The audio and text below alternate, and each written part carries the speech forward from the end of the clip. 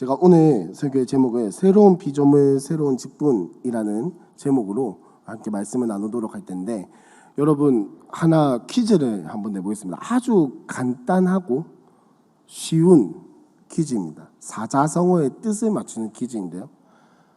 우와, 누구세요? 감사합니다. 이따가 초콜릿 하나 사줄게요. 뒤에 거는 취소. 개과천선이라는 단어 아시나요? 개과천선 어떤 단어입니까? 아신다고 해놓고 이렇게 대답이 없으시면 조금 곤란합니다. 개과천선이 무슨 단어죠? 쉽게 말해서 사람이 갑자기 확 뒤집어져서 바뀐 걸 가지고 개과천선이라고 많이 표현을 하죠. 그죠? 근데 개과천선, 사람이 갑자기 바뀌었다 이러면은 우리나라는 항상 뒤에 따라오는 말이 있습니다. 그렇죠. 죽을 때가 다 됐다. 이 사람이 죽을 때가 되지 않고서야 그렇게 갑자기 바뀔 리가 없다. 요런 게 항상 그 말이 따라오죠. 그 말이 뭐죠?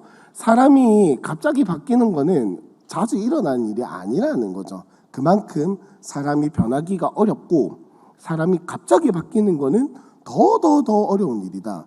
자신의 마지막을 직감할 때쯤이나 돼야 그런 일이 일어날까. 인생 살다가 그런 일이 잘 안 일어난다라는 거를 이야기를 할 때 죽을 때가 다 됐는갑다 이런 말을 많이 하죠. 그러나 사람이 180도 바뀌는 일은 분명히 존재합니다. 분명히 존재해요. 세상에도 존재하고 심지어 거기에 복음까지 더해지면은 이 사람이 180도 바뀌는 일이야. 뭐 항상 일어나는 일은 아니겠다마는 언제든지 일어날 수 있는 일이죠. 오늘 우리가 읽은 이 고린도후서를 쓴 바울이라는 사람도 어떻게 보면은 죽을 날이 다 됐는지 뭐가 어쨌는지는 모르겠지만 예수님 만나고 인생이 180도 변한 케이스 중에 하나입니다. 그죠? 뭐 바울의 인생사에 대해서 우리가 더 이야기를 해봐야 무엇하겠습니까? 입만 아프죠. 다 아실 거라 생각하고, 어쨌든 고린도후서를 쓴 이 편지를 쓴 이유가 있을 거 아니에요. 그죠? 편지를 아무 의미 없이 쓰시는 분은 혹시 계신가요? 계시면은 그분을 제외하고 나머지 분들은 뭔가 보통 의도가 있어요. 감사의 인사를 전한다든지 안부를 물어본다든지 그냥 좋아서 좋은 마음을 표현하기 위해서. 편지에는 늘 의도가 있습니다. 고린도후서도 마찬가지로 의도가 있는데 그 중에 하나가 뭐냐면은 바울을 의심하는 사람들, 제가 진짜 예수 믿는 게 맞나? 저러다가 나중에 우리 그리스도인들의 뒤에서 칼 꼽는 거 아니냐라고 의심하는 사람들이 있어서 그 사람들이 바울을 두고 막 수근수근대기 시작한 거예요. 그거를 변증하기 위해서, 그러니까 반박하기 위해서, 나 그런 사람 아니다, 나 그렇게 생각 안 한다, 나 진짜 그리스도인이다 라는 거를 증명하기 위해서 이제 고린도후서라는 편지를 쓴 뭐 여러 가지 목적 중에 하나인데, 이 이야기를 왜 하냐면, 자 여러분, 갑자기 예를 들어서 제가 아시겠지만은 좀 천방지축이고 사람도 잘 때리고 욕도 많이 하고 뭐 그렇긴 한데, 저희 갑자기 지금 앞에 저희 청소년 애들이 몇 명 앉아 있는데 제가 갑자기 쟤네들한테 때리지도 않아, 욕도 안 해, 만나면 안녕 이렇게 인사를 해. 그럼 쟤네는 뭐라고 생각할까요? 둘 중에 하나겠죠. 뭔가 숨은 의도가 있다. 뭐 잘못을 했든지 뭔가를 얻어내려고 하든지, 아니면은 목사님이 드디어 미쳤구나. 제정신이 아니구나. 두 가지겠죠. 우스갯소리를 했다마는 제가 지금 무엇을 말하고 싶은 거냐면, 눈치채신 분들도 계시겠지만은 사람이 갑자기 180도 바뀌어서 행동을 달리하면은 제 마음이 어떻든 간에 받아들이는 사람 입장에서는 의심이 된다라는 거예요. 제가 갑자기 왜 저러지? 생각해보세요. 사도 바울의 반대편에 선 사람들의 입장도 우리는 생각 조금만 해보면 충분히 이해할 수 있어요. 생각을 해보세요. 여러분들이 그리스도인입니다. 그 시대의 그리스도인들이라고 한번 상상을 해보세요. 그러면 내가 그리스도인이라는 걸 들키면 죽는단 말이에요, 이 시대에. 아니면 최소한 내 어떤 생업과 이런 것들이 기반부터 뿌리부터 흔들리는 그런 상황입니다. 근데 그 일을 앞서서 진행했던 사람이 바울입니다. 그 사람이 갑자기 팍 바뀌어가지고 물론 이제 이 고린도 교회를 세우고 뭐 이럴 때까지는 시간이 좀 있었겠지만 평생을 그렇게 살아온 사람이 갑자기 인생이 탁 바뀌어가지고 교회를 세우고 그리스도인들을 돕고 격려하고 말씀을 전하고 가르치고 사람을 세우고 전도하고 갑자기 이런다? 의심할 볼만 하지 않나요? 새로운 전략인가? 그리스도인들을 색출해내기 위한 새로운 방법인가? 이런 생각이 들 수도 있다라는 겁니다. 저같이 의심 많은 사람들은 분명히 그렇게 생각을 할 거예요. 저같이 의심 많은 사람들은 그런 사람들 입장에서는 사도 바울이 수상하다라는 거예요. 쟤 저러다가 나중에 우리 등 뒤에 칼 꼽으면 어떡하냐? 쟤 저거 바뀐 게 아니고 우리를 꼬아내려는 뭔가 계략이다. 이렇게 생각할 수 충분히 그럴 수도 있다라는 거죠. 그 사람들이 모여서 고린도 교회 내에서 바울에 대해서 수근수근거리기 시작한 거예요. 야, 쟤 이상하다. 쟤 저럴 사람 아니잖아. 제 인생을 우리가 쟤한테 당한 걸 생각해 봐봐. 우리뿐만 아니라 우리의 형제들이 저 사람한테 죽임을 당하고 감옥에 갇히고 찔림을 당하고 상처를 당했던 거 한번 생각해 봐라.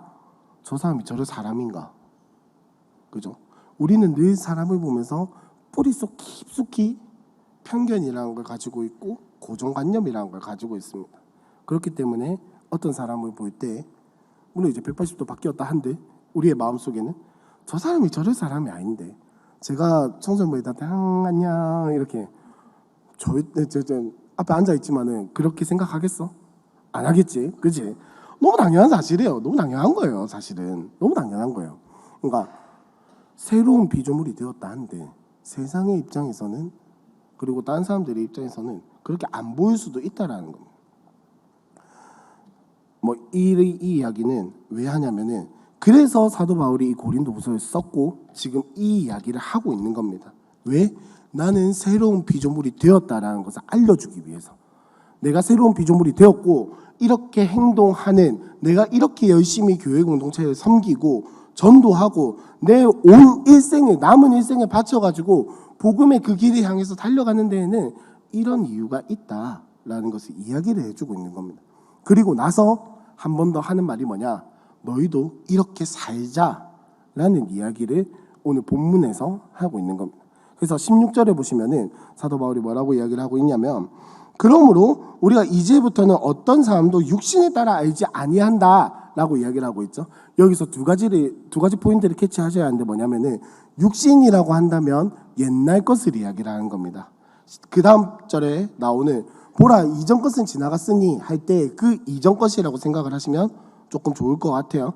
그래서 안다라고 했을 때 이 안다는 담임 목사님이 가장 자주 사용하신 예시가 뭐냐면은 저는 윤석열 대통령을 알아요. 근데 안다라고 이야기를 할 수 있습니까?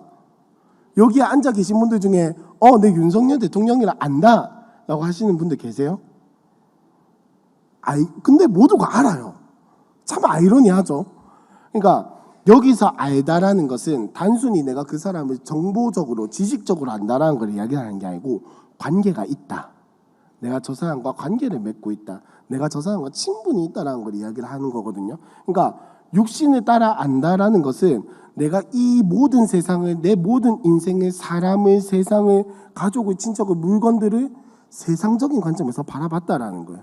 이전 것의 그 관점으로서 이 모든 것들을 봤는데 내가 이전에는 그리스도도 그 관점에서 봤다라는 거예요. 그러니까 그리스도를 믿는 사람들이 다 잡아서 죽인 거죠. 왜냐? 그리스도의 관점이 아니라 세상의 관점으로 봤기 때문에. 그래서 나는 이제 이 이전 것으로 육신의 것으로 그리스도도 알고 이 인생을 살아가고 사람을 만나고 사람을 보고 했는데 이제는 이전 것은 지나갔으니 보라 무엇이 되었다고요? 새 것이 되었도다. 이제 내가 주 안에서 새로운 피조물이 되었다라는 겁니다. 내가 주 안에서 예수 그리스도를 믿고 나니까 이전에 있던 것들은 다 버리고 이제는 그 하나님 나라 가치관 예수 그리스도의 생명을 가지고 죽어서 썩어 없어질 것들이 아니라 예수 그리스도의 영원한 생명을 가지고 이 땅에서 살아가게 되었다라고 이야기를 하고 있는 거죠. 그래서 18절에 보니까 뭐라고 이야기를 하고 있냐면 모든 것이 하나님께로서 났으며 그가 그리스도로 말미암아 우리를 자기와 화목하게 하시고 또 우리에게 화목하게 하는 직분을 주셨으니 라고 이야기를 하고 있습니다. 여기에서 새로운 피조물이 된 사람들은 어떤 인생을 살아갈 수 있는지 보일 수 있어요. 뭐냐면은 첫 번째로 모든 것이 하나님께로부터 났다. 즉 새로운 피조물은 하나님께로부터 난 사람입니다. 무슨 말입니까? 하나님께로부터 났으니까 돌아갈 곳이 어디다? 하나님이다라는 거예요. 우리 늘 이야기를 하는 것 중에 그게 있죠. 세상 사람들은 타락에서 태어났기 때문에 타락이 정상입니다. 하지만 그리스도인들에게는 타락 이전에 창조라는 것이 있다는 걸 알기 때문에, 그리고 내가 그 창조의 관점에서 창조의 목적에서 태어난 사람임을 알기 때문에 타락에서 살아가는 것이 아니라 창조로 돌아가야 한다는 것을 너무나도 잘 알고 있죠. 바로 그것을 이야기를 하고 있는 겁니다. 모든 것이 하나님께로부터 났다라는 것은 내가 돌아갈 곳은, 내가 살아가야 할 그 방향은 타락이 아니라 창조 쪽에 있다라는 것을 알고 있다라는 거예요. 새로운 피조물은 바로 그러한 사람이다. 타락이 정상이 아닌 창조가 정상인 사람이다 라는 걸 이야기를 하고 있는 거고, 그리고 두 번째로 뭐가 있냐면 그리스도로 말미암아 우리를 자기와 화목하게 하시고, 쉽게 이야기를 하면 예수님을 통해서 하나님과 우리가 화목하게 되었다라는 겁니다. 화목이라는 것에 대해서는 오늘의 핵심이니까 나중에 이야기를 하도록 하고, 어쨌든 화목이라는 단어라고 하면은 여러분 느낌이 어떤 느낌인지 아시죠? 친밀한 관계, 친절한 관계, 원수가 아니라 싸우는 게 아니라 저 사람과 내가 좀 친한 관계, 요걸 이야기를 하는 건데 자세한 이야기는 나중에 하도록 하고, 어쨌든 새로운 피조물은 어떤 관계를 맺고 살아가냐? 하나님과 화목한 관계를 맺고 살아갑니다. 근데 전제 조건이 하나 있죠. 뭐죠? 예수 그리스도로 말미암아. 자신의 힘으로, 내 노력으로, 사람의 노력과 사람의 힘으로 하나님과 화목하게 되는 것이 아니라 무엇으로 말미암아? 예수님으로 말미암아라는 거예요. 그러면 화목하게 되는 주도권이 어디에 있다라는 겁니까? 나에게 있는 것이 아니라 하나님께 있다라는 거예요. 그 말은 내가 어떻게 한다 하더라도 하나님 마음이 곧다면, 하나님 마음이 변하지 않는다면 나와 하나님과의 관계는 틀어진다 안 틀어진다? 안 틀어진다라는 거예요. 예수 그리스도의 생명이 영원하다면 나와 하나님과의 관계가 틀어진다 안 틀어진다? 안 틀어진다라는 거예요. 그런 은혜를 맛보게 되고, 그리고 마지막 세 번째로 어떤 삶을, 어떤 인생을 살아가냐? 나도 또한 화목하게 하는 사람으로서 살아가게 된다는 겁니다. 나 또한 예수님처럼 하나님처럼 화목하게 하는 그 직분을 받아서 살아가게 된다는 거예요. 여기서 말하는 직분이라는 것은 단순히 직업이라든지 해야 할 일만을 이야기하는 것이 아니라 신분과 책임과 의무와 모든 것들이 다 종합된 거예요. 직분을 받았다라고 하는 것은 온 인생의 방향성이 거기를 향해서 가야 한다라는 겁니다. 그러면 무슨 말입니까? 새로운 피조물, 즉 창조로 돌아가야 하고, 창조의 목적으로 돌아가야 하고, 그 다음에 두 번째로 뭐였죠? 하나님과 화목하게 된 사람은 인생의 방향성이 어디로 간다? 화목하게 하는 것으로. 나를 통해서 세상이, 사람들이 하나님과 화목한 관계를 누리게 하는 것으로 내 방향이 다 흘러가야 한다는 거예요. 새롭게 된 피조물은 그런 인생의 방향성을 가지고 살아가야 하는데, 자, 그 다음에 보니까 19절에 보시면 곧 하나님께서 그리스도 안에 계시사 세상을 자기와 화목하게 하시며 그들의 죄를 그들에게 돌리지 아니하시고 화목하게 하는 말씀을 우리에게 부탁하셨느니라 라고 말씀하시면서 말하면서 조금 더 자세하게 풀어서 설명을 하는 거죠. 화목하게 하는 직분을 주신 것에는 어떤 근거가 있냐? 하나님께서 그리스도를 통해서, 예수님을 통해서 일하셨고 세상을 자기와 화목하게 하셨고 그들의 죄를 그들에게, 무슨 말입니까? 예수 믿는 자들의 죄를 예수 믿는 자들에게 돌리시는 것이 아니라 예수님께 돌리심으로 말미암아 우리는, 예수 믿는 자들은, 우리뿐만 아니라 모든 예수 믿는 자들은 죄의 문제가 어떻게 해결이 되었다? 내가 해결한 것이 아니라 예수님이 해결해 주셨다라는 것을, 그런 은혜를 받으면서 살아간다라는 거죠. 그래서 이 화목하게 하시는 말씀을 우리에게 주셨다라는 겁니다. 즉 복음의 말씀을 우리에게 주셔서 우리를 통해서 복음이 전해지게 하시고 우리를 통해서 복음이 흘러가게 하시고 우리의 인생과 우리의 말과 우리의 행동과 생각과 모든 전인격을 통해서 예수 그리스도의 복음이 전해지게 한다라는 것을 이야기를 하고 있는 겁니다. 즉 우리 인생의 방향성이, 다시 한 번 더 이야기를 하는 거예요. 우리 인생의 방향성이 어디를 향해서 가야 한다? 화목하게 하는 것으로 가야 한다라는 겁니다. 새로운 피조물의 인생은 방향이 화목하게 하는 것으로 정해져 있다라는 이야기를 하고 있는 거예요. 그래서 20절에 보시면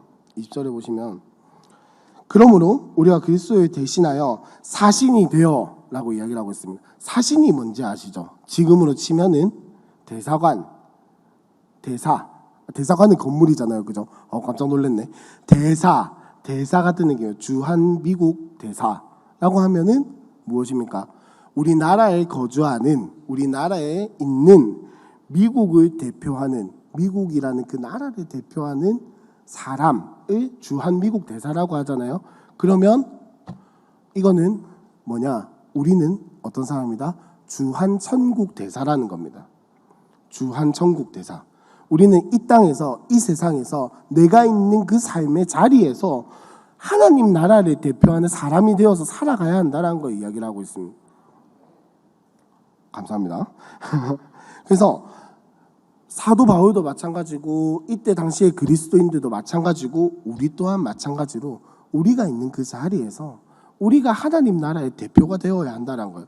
우리를 통해서 세상 사람들은 나를 통해서, 우리가 아니라, 우리뿐만 아니라 나 개인을 통해서 여러분들이 계신 직장, 또 뭐 여러 가지 모임들, 이것저것 다 학교, 학원, 뭐 이런저런들, 거기에서는 여러분 개인의 모습을 통해서 세상 사람들은 하나님 나라는 저런 곳이구나 라고 평가를 한단 말이에요. 그래서 주한 미국 대사가 막 자기 사방팔방 자기 하고 싶은 거 다 하면서 다닐까요? 아니겠죠. 생활을 절제하고 자신의 이미지를 좀 메이킹하기도 하고, 그죠? 그런 것들을 하면서 자신이 미국을 대표한다라는 그 어떤 이미지와 그 다음에 자부심과 철저한 어떤 관리들을 통해서 보여주겠죠. 우리 또한 마찬가지라는 겁니다. 물론 이제 우리는 그리스도 안에서 자유하기 때문에 막 일부러 이미지를 만들어가고 막 이렇게 하는 것보다야 오히려 자연스럽게 우리의 삶과 행동을 통해서 드러나는 게 더 좋겠지만은, 어쨌든 여러분들 자신은 내가 주한 천국 대사라는 그 자부심, 정체성을 가지시고 살아가야 한다라는 이야기를 하고 있는 거죠. 그리고 나서 보니까 바울이 뭐라고 이야기를 하냐면, 이런 이야기들, 제가 지금까지 했던 이야기들을 막 사람들에게 하고 나서 편지로 막 쓰고 나서 하는 이야기가 뭐냐면, 하나님이 우리를 통하여 너희를 권면하시는 것 같이 그리스도를 대신하여 간청하노니 너희는 하나님과 화목하라 라고 이야기를 하고 있습니다. 지금까지 이야기를 했던 화목을 흘러가게 하는 그 인생의 방향을 그대로 바울은 이 자리에서 실천을 하고 있는 거예요. 제발 부탁한다. 부탁할게. 너희도 하나님과 화목한 자가 되어라 라고 이야기를 하고 있습니다. 나만 누리고 살아가는 게 아니다라는 거예요. 내 자신의 유익을 위해서 살아가는 게 아니다라는 거예요. 내가 잘 먹고 잘 살기 위해서 이 예수를 믿는 게 아니라는 겁니다. 내가 예수 믿고 살아가는 목적은 어디에 있냐면, 나만 복 받는 게 아니라 나를 통해서 복이 흘러가게 하는 데 있다라는 겁니다. 나를 통해서 하나님 나라가 흘러가는 데 있다는 겁니다. 나만 하나님 나라 누리고 나만 죽고 나서 천국 가고 나만 하나님께 기도하고 하나님과의 관계를 누리는 게 아니라 나를 통해서 다른 사람들도 이 하나님과의 관계, 화목을 누리게 하는 것이 우리 인생의 방향성이라는 겁니다. 지금 바울은 그것을 이야기함과 동시에 내 인생이 그러하듯 너희의 인생도 그런 복을 받았으면 좋겠다라고 편지를 쓰고 있는 거예요. 마지막 21절에 보니까 하나님이 죄를 알지도 못하신 이를 우리를 대신하여 죄로 삼으신 것은 우리로 하여금 그 안에서 하나님의 의가 되게 하려 하심이라 라고 이야기를 하고 있죠. 이 21절이 화목하다, 하나님과 화목하다라는 말의 뜻입니다. 무슨 말인지 지금 이해를 하셨나요? 화목하다라는 것은, 자, 우리가 화목한 가정이다 라고 하면 보통 어떻게 풀어서 설명을 하죠? 자녀와 부모와의 관계가 좋고, 그죠? 안 싸우고 같이 저녁도 먹을 줄 알고 밥상 안 뒤엎고, 그죠? 용돈도 주고 받을 줄 알고 가정에 웃음꽃이 피고 때로는 뭐 노래방 가서 노래도 한 곡 뽑고 뭐 그런 가정을 보통 화목하다라고 이야기를 하는데, 자, 지금까지 이야기를 한 이런 가정의 이미지의 전반적인 흐름에는 어떤 게 있습니까? 딱 한 가지가 있어요. 뭐냐면 관계를 맺고 있다는 겁니다. 관계가 깨어지지 않고 관계가 파괴되지 않고 관계가 계속해서 이어지고 있거든요. 주고받고가 되고 있어요. 주고받고가 되고 있어요. 그것이 하나님과 우리 사이에 일어난 일이라는 겁니다. 인간은 타락하면서 총 4가지의 관계가 깨어졌다라고 보통 이야기를 하는데, 첫 번째, 가장 먼저 사람이 타락하고 깨어진 관계가 뭘까요? 하나님과의 관계죠. 뭐 이거는 여기까지는 좀 알만하죠. 그리고 두 번째 뭐가 있을까요? 사람과 사람 사이의 관계가 깨어졌죠. 그리고 세 번째 뭐가 있을까요? 자, 보통 하나님, 사람까지는 대부분 잘 아세요. 이웃과의 관계까지는 잘 아세요. 자, 세 번째 뭐가 깨졌을까요? 사람과 자연 사이의 관계가 깨어졌죠. 자, 한번 생각을 해봅시다. 태초에 에덴 동산에 태풍이 있었을까요? 태풍이 있었다 한들 태풍이 사람의 목숨을 위협을 했을까요? 지진이 있었다 한들 지진이 사람의 목숨을 위협을 했을까요? 산사태가 있었다 한들 산사태가 막 세상 천지 다 부수고 이런 걸까요? 늘 뭐 우리가 설교를 통해서 여러 가지 이야기를 통해서 듣지만은 태풍도 그렇고 지진도 그렇고 아예 없으면은 또 곤란해요. 사실 태풍이 있어야 바다가 뒤집어지고 깨끗하게 정화가 되고 하여튼 이런 역할을 감당하는 것처럼, 하지만 그런 것들이 있었다 한데 사람의 목숨을 위협을 했겠냐는 거예요. 무슨 말이냐? 죄가 들어옴으로 말미암아 사람과 자연과의 관계가 깨어졌기 때문에 자연이 사람의 목숨을 위협하는 거예요. 언제 자연이 사람을 위협을 했습니까? 하나님께서 명령하신 것은 뭐냐면, 너희가 아담과 하와 너희 둘이 사람이 자연을 다스리고 자연을 정복하고 자연을 관리를 하라라고 이야기를 했지, 너희 태풍 오면은 아마 죽을 각오를 해야 할 거야 이렇게 말씀하신 적 없으세요. 생각을 해보면 그 또한 마찬가지로 죄가 세상에 들어옴으로 말미암아 깨어진 거예요, 관계. 그리고 마지막으로 자기 자신을 믿지 못하는, 자기 자신과의 관계가 깨어진 거예요. 그러니까 우리 안에 우리가 흔히 잘 알고 있는 뭐가 있죠? 말이 너무 두루뭉술했나요? 우리가 자아상 회복 세미나를 통해서 회복시켜야 하는 나의 감정들, 나의 모습들, 이런 것들이 그때부터 생겨나는 거예요. 아담과 하와가 둘이서 죄 짓기 전에, 죄가 이 세상에 들어오기 전에 서로 막 이렇게 한다고 상처를 받았을까요? 저는 아니라고 생각을 합니다. 저는 아니라고 생각을 해요. 뭐 슬픈 감정이 없다 이런 게 아니라 그 말이 막 마음속에 박혀가지고 자라는데 막 이렇게 힘들게 하고 이런 것들이 없었을 거다라는 이야기를 하고 있는 거예요. 어쨌든 이렇게 관계가 깨어지게 되는데, 지금 그것이 예수 그리스도의 믿음으로 말미암아 회복이 되었다라는 겁니다. 예수 그리스도를 믿고 하나님 나라의 백성이 됨으로 말미암아서 그런 것들이 이제는 우리가 회복할 수 있다라는 거예요. 그거를 우리 힘으로 할 수 없었는데 예수님이 이 땅에 오심으로 말미암아 우리 죄를 대신 지시고 우리의 죄를 담당하심으로 말미암아 죄의 문제가 해결이 되었고 우리와 하나님과의 관계가 회복이 되어서 이제 우리에게 끼어졌던 그 모든 관계들이 다 회복이 되는, 즉 우리가 가장 자주 쓰는 말로 하면 뭐냐면은 창조의 목적이 회복되어서 이제는 창조의 목적대로 살아갈 수 있게 되었다라는 것을 말하고 있는 겁니다. 그게 화목이라는 거예요. 하나님과 웃으면서 잘 지내고 뭐 기도하면 들어주시고 아니면 뭐 삐지고 뭐 그러다가도 풀고 이런 이야기, 그런 단순한 걸 이야기를 하는 게 아니에요. 그런 단순한 걸 이야기를 하는 게 아니에요. 애시당초 하나님은 우리를 창조하실 때 자기의 백성으로 지으셨어요. 애시당초 하나님은 우리를 지으실 때 자기의 소유로 삼으셨고, 애시당초 하나님은 우리를 지으실 때 자신의 목적을 완성하기 위해서 우리를 지으셨단 말이에요. 근데 그게 죄가 들어옴으로 말미암아 다 깨진 거거든. 다 깨지고 나서 이걸 어떻게 회복을 해야 하냐? 우리 자신의 힘으로 할 수 없었는데 하나님께서 예수 그리스도를 보내주심으로 말미암아 그 모든 것들을 다 회복하셨다라는 게 화목입니다. 화목. 이 화목이라는 말에 이 뭐랄까 문자적인 의미는요 원래 뭐였냐면 원수와 원수가 화해하는 것으로 끝나는 게 아니고 화해는 기본 전제고 원수와 원수가 화해해서 친밀한 관계를 맺는 것까지 나아가는 게 이 화목이라는 단어의 원래 문자적인 뜻이에요. 한글 말고 성경 원어에서 원래 문자적인 뜻이거든요. 그러니까 우리와 하나님과의 관계가 그랬다라는 거죠.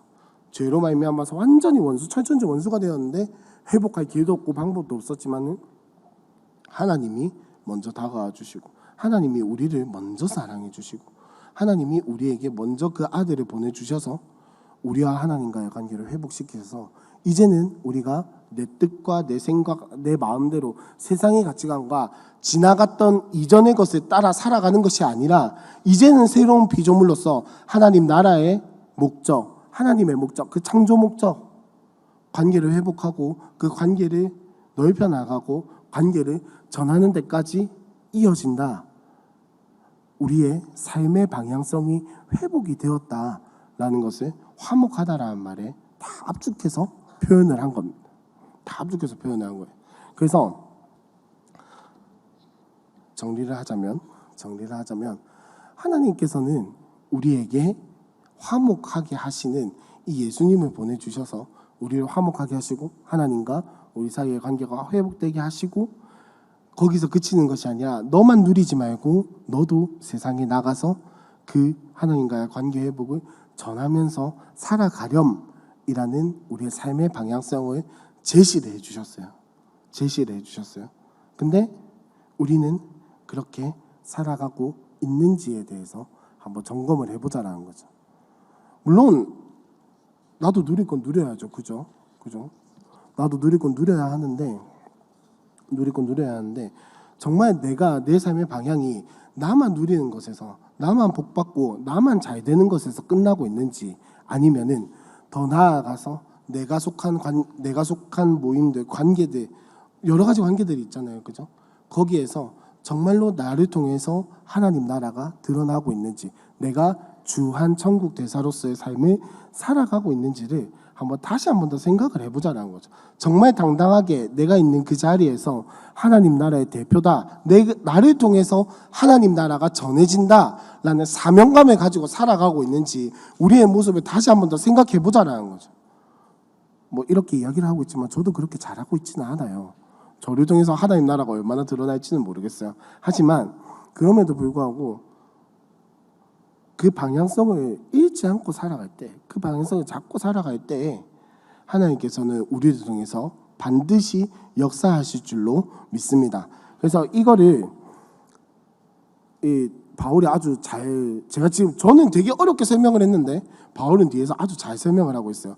6장의 내용을 보시면 그 이야기를 하고 있는데 6장 10절이 딱 한 줄 요약 같습니다. 6장 10절을 우리 다 같이 한번 읽어봤으면 좋겠습니다.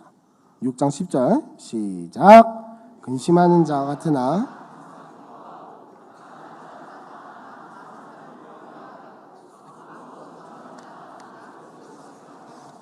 한 번만 더 읽어볼까요? 시작. 근심하는 자 같으나